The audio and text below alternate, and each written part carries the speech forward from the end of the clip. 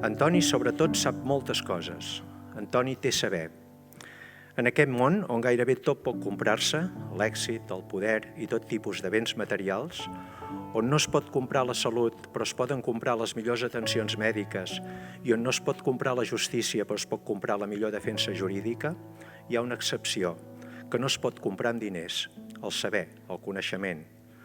Ni tan sols un xec en blanc ens permetrà adquirir de cop allò que només pot ser el resultat de tota una vida d'esforç individual i d'una inesgotable passió. I la vida d'Antoni ha estat així, una recerca contínua del saber. Nascut a la Vall de Bianya, com bé sabeu, el 1958, és ingent i d'una coherència absoluta. El seu currículum, que consta de més de 20 pàgines, és impecable.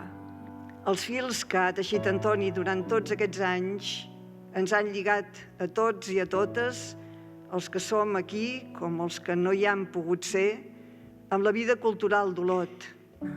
Amb aquestes ales, Toni, et volem dir sobretot dues coses. Volem, en primer lloc, que sentis el nostre agraïment per tot el que en l'àmbit de la cultura has fet per nosaltres i per la ciutat. I volem, en segon lloc, que t'animin a continuar volant i treballant pel món de la cultura, com sempre ho has fet. Tengo en el pecho una jaula, en la jaula dentro un pájaro.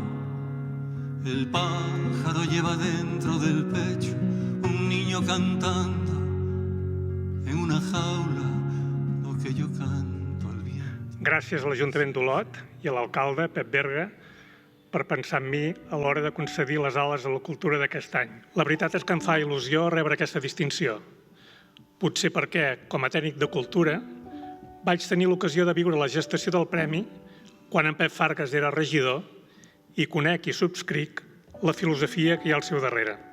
Em fa il·lusió rebre aquestes ales acompanyat per moltes de les persones amb les quals he compartit projectes i vivències al llarg de 45 anys de participació en la vida col·lectiva de la ciutat.